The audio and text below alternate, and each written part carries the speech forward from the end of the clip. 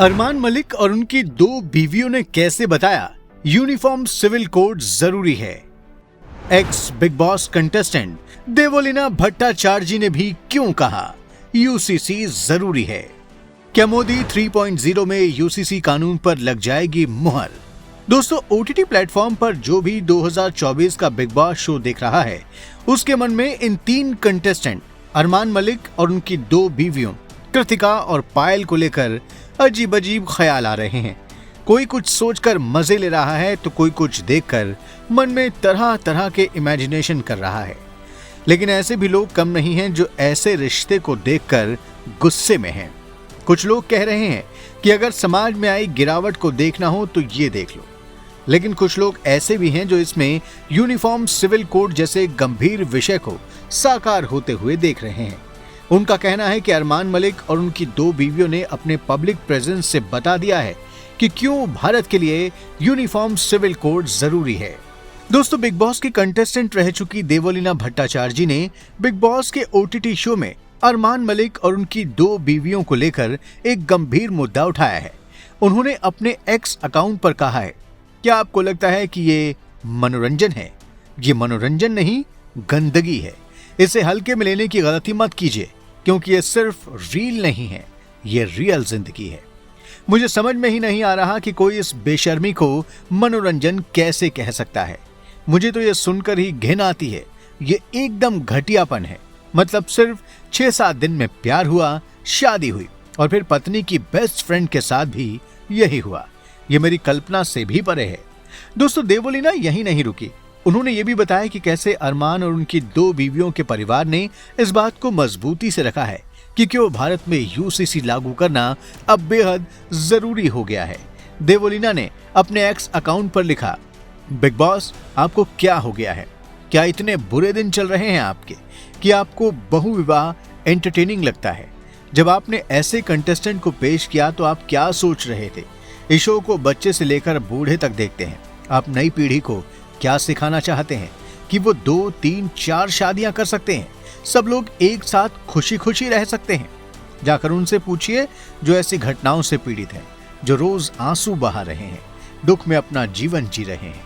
इसलिए special marriage act और UCC यानी समान नागरिक संहिता अनिवार्य होना चाहिए, ताकि कानून सबके लिए एक जैसा हो और समाज ऐसी गंदगी से मुक्त हो सके। दोस्तों, अरमान मलिक और उनकी 2 बीवियां और इनके 4 बच्चे सभी यूट्यूबर्स हैं और इन सभी के यूट्यूब और इंस्टाग्राम पर मिलियन सब्सक्राइबर्स और फॉलोअर्स हैं।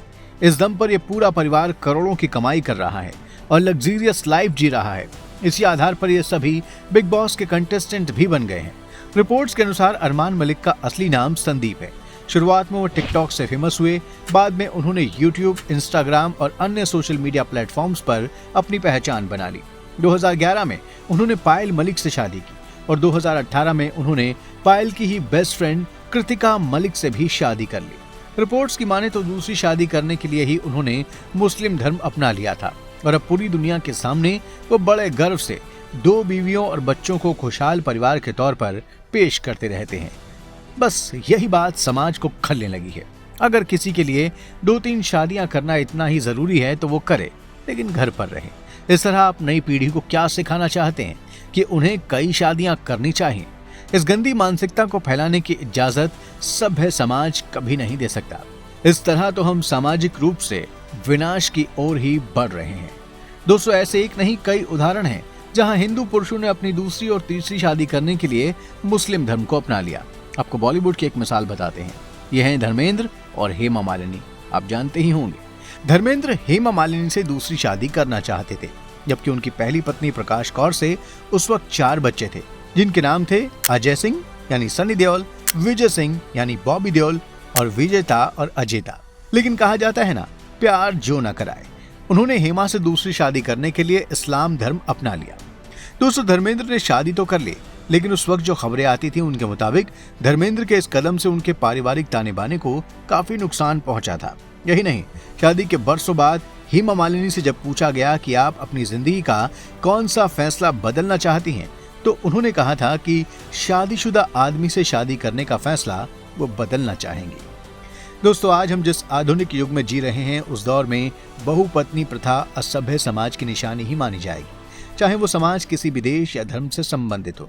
आपको जानकर हैरानी होगी कि इसी आधुनिक दौर में Osama bin Laden, al Zawahiri जैसे ज्यादातर दुर्दांत आतंकवादी ऐसे बाप की औलादे हैं जिनकी कई कई बीवियां थी।